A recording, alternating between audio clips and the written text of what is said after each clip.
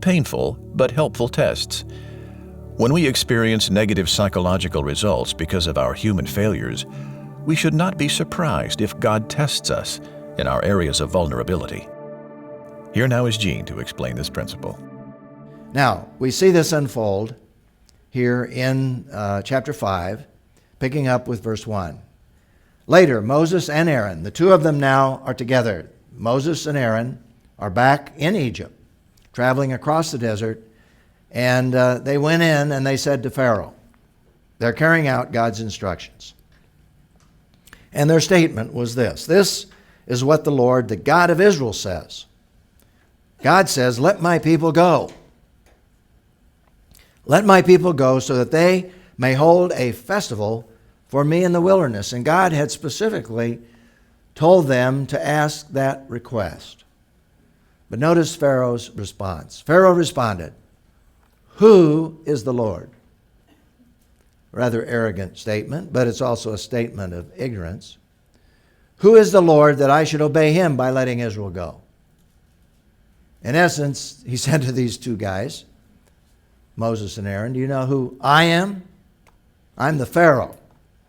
And who is this God? I am a God. That's the way the people view me. Who is this Lord you're talking about? He said, I do not know the Lord. And he certainly didn't. And he really probably didn't know much about God. If he did, he wasn't letting on that he knew anything about the God of Abraham, Isaac, and Jacob. And what's more, he said, I will not let Israel go. This is a pretty absolute statement. And then they answered, the God of the Hebrews has met with us. And they're speaking here now of their experience. Please let us go on a 3-day trip into the wilderness so that we may sacrifice the Lord our God, or else he may strike us with plague or sword. In other words, please let us go. Well, the king of Egypt said to them, Moses and Aaron, why are you, and here comes now the rejection from Pharaoh, why are you causing the people to neglect their work? And so he says, get to your labors. Pharaoh also said, look, the people of the land are so numerous that you would stop them from working. You are the problem here. He's very threatened. The king is very threatened. Well, if you go on in the story, the Israelite foremen saw that they were in trouble when they were told, you cannot reduce your daily quota of bricks. So when the foremen heard about this, they were obviously very upset. When they left Pharaoh, they confronted Moses and Aaron. Now, here are the children of Israel confronting Moses and Aaron, particularly, of course, Moses being the primary personality here. So here you have two rejections. Rejection from Pharaoh and blaming Moses. Rejection now from the people because of what happened. And so here comes the test in the very area of his life where he was vulnerable, but also beyond that, you can see God is preparing him, because this rejection is nothing compared with what he's going to face once he gets out in the wilderness with these people, because they're going to turn against him totally and try to kill him and Aaron. So you see the pattern. God is preparing him. It doesn't feel good, but he's preparing him and Aaron in the very area of their problem. May the Lord take note of you and judge, they said to them, because you have made us reek in front of Pharaoh and his officials, putting a sword in their hand to kill us. You say you're trying to help us, you're trying to kill us. So what happened? Moses left the scene and headed thing, and that he goes back to the Lord. That's progress. So Moses went back to the Lord and asked, Lord, being very honest, why have you caused trouble for this people? Very legitimate question, by the way. And why did you ever send me? I mean, this is deteriorating. We're not getting the results you said we were going to get. Ever since I went into Pharaoh to speak in your name, he has caused trouble for this people. That's not the plan. That's not why you sent me back here. to face this. And you haven't delivered your people at all, he said, like you said you were going to. And God was very specific. He was going to deliver them. But the Lord replied to Moses, I love this. Now you're going to see what I will do to Pharaoh. In essence, what he is actually saying is, I've tested you, and at least you came back to me, and now I'm going to show you what I did to Pharaoh. He will let them go because of my strong hand, not your strong hand that you used 40 years ago to kill somebody. It's going to happen because of my strong hand, and he will drive them out of his land because of my strong hand. By the way, that redundancy is significant. God has a message here. It's my strong hand, Moses. And you can't do this by yourself. I'm going to use you, but you can't do it by yourself. Therefore, tell the Israelites, I'm Yahweh, and I will deliver you from the forced labor of the Egyptians and free you from slavery to them. I will redeem you with an outstretched arm and great acts of judgment. I will take you as my people, and I will be your God. I told you that, Moses. Tell the people, because that's my promise to Abraham and to Isaac and to Jacob and to you. You will know that I am Yahweh, your God, you who delivered you from the forced labor of the Egyptians. Tell them that. I will bring you to the land that I swore to give to Abraham, Isaac, and Jacob. I will give it to you as a possession. I am the Lord. And so, see, God is not only trying to send a message to Pharaoh, but to all the people of Israel. But to begin with, he has to get that message across to Moses and to Aaron. So Moses was obedient. He told this to the Israelites, but they did not listen to him because of their broken spirit and their hard labor. In other words, they're not ready to respond yet to this message of deliverance. Now, you see, there's a very significant test here, and let me just summarize that.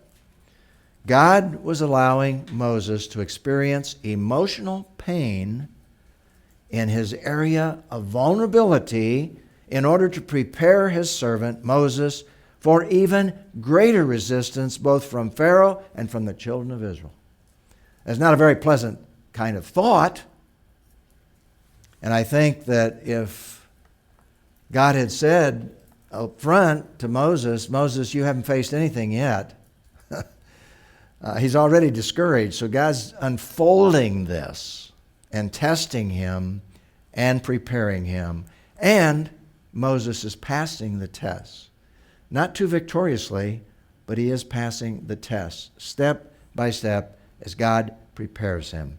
And that's so much in harmony, especially with the preparation that God has for significant individuals in carrying out his plan. And Moses was a significant individual in carrying out his plan.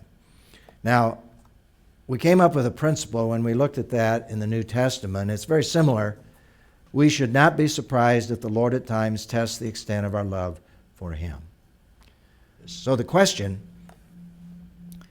that we need to reflect on and respond to is, how can we differentiate between tests that are designed by God to help us grow and mature in our Christian experiences and the inevitable crises and natural disasters that can leave us even weaker and more vulnerable? Now, I wrote that question, but it's a tough one to answer. That's not an easy question to answer, but I think one thing is very, very sure that we can come up with, a certainty, and that is that we cannot say that every disaster is designed by God to test us. That is part of the result of sin that impacted the whole world and the universe. And we know of many disasters, earthquakes. And that's a result of sin, by the way, that impacted the whole world. Tsunamis, hurricanes. I was just on the Gulf Coast and saw the results of what happened down there as a result of the incredible hurricane about 4 years ago. Still the results along the coast. It's just terrible. Tornadoes and all of those things that happen that are incredible accidents. I just read an email that came from a leader that I know in Montana of a camp that I've been very, very closely associated with, and that's Clydehurst Christian Ranch. And in that email, he shares that they had two older children, who came from the East Coast and came into Montana. They met them at the plane. They brought them up to the camp to begin as counselors. One would be the wrangler, and another one was involved in some other things. And so sooner did they get there, and they got this call from the father saying, I need to talk to my kids. There's been a crisis. And so they got on the phone, and the crisis was that their mother was out walking, and a car ran out into her and killed her. Now explain that. I can't explain that. All I can say, though he slay me, yet I'll trust him. Those are crises that we'd be very, very insensitive if we would say, well, God's trying to test you somehow, some way. I don't know that. I don't know that. All I know is that God does allow tests to come into our lives in certain situations to equip us and prepare us for even greater responsibility.